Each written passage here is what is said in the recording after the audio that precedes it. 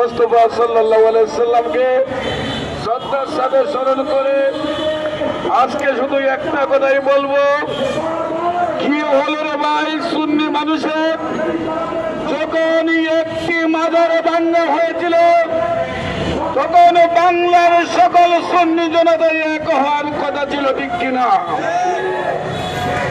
আজকে মাজার ভাঙা হচ্ছে, অথচ 1400 বৎসরের ইতিহাসে 1200 বৎসর মুসলমানরা নেতৃত্ব দিয়েছে।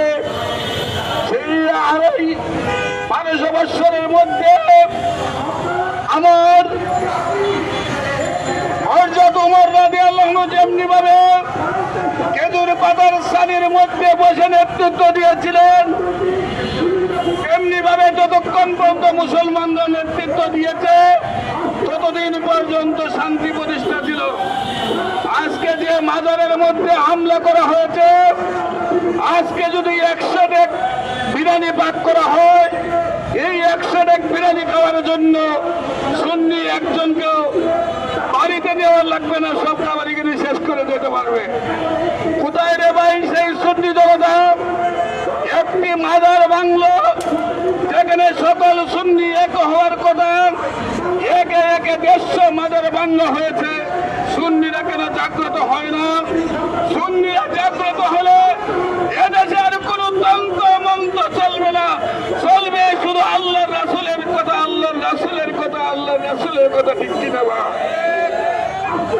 আমরা লক্ষ্য করেছি ফুলতলী, সোনাকান্দা, সরসিনা, আটরাশি, মাঝবান্ডারি, শ্রীকোট দরবার শরীফে কোটি কোটি মানুষের সমাগম হয়।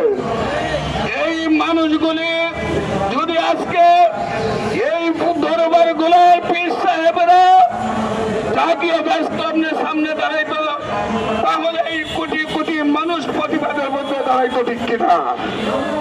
আমরা অনুরোধ করব, মাজার একদিকে ভাঙা হচ্ছে আর আপনারা বড় বড় সিংহাসন নিয়ে বড় বড় সিন্নির ডেক লইয়া বসে আছেন। এই সিন্নির ডেক আর বড় সিংহাসন আপনাদের থাকবে না।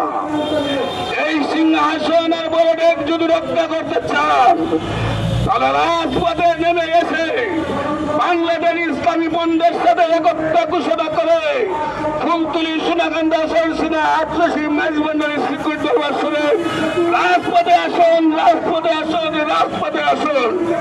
তবে এদেশে মাজার ভাঙা হবে না, এদেশে মারামারি, কাটাকাটি, হানাহানি, চুরি, ডাকাতি, রাহাজারি, খুন খারাপি, নারী নির্যাতন, নারী হত্যা চলবে না। এদেশ একটি শান্তির দেশ হয়ে যাবে, ঠিক কিনা ভাই?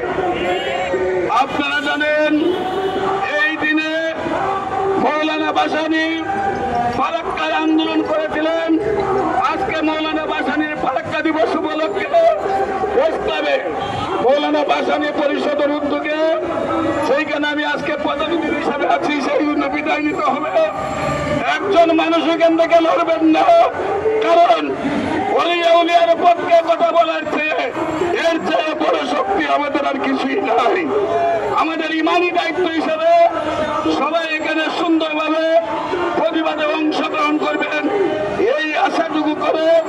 আর যারা মাজার ভেঙেছে তাদেরকে মাননীয় প্রধানমন্ত্রীর কাছে অনুরোধ করব, তাদেরকে অ্যারেস্ট করে দৃষ্টান্তমূলক শাস্তির দাবি জানিয়ে শেষ করছি। সবাইকে ধন্যবাদ। আসসালামু আলাইকুম।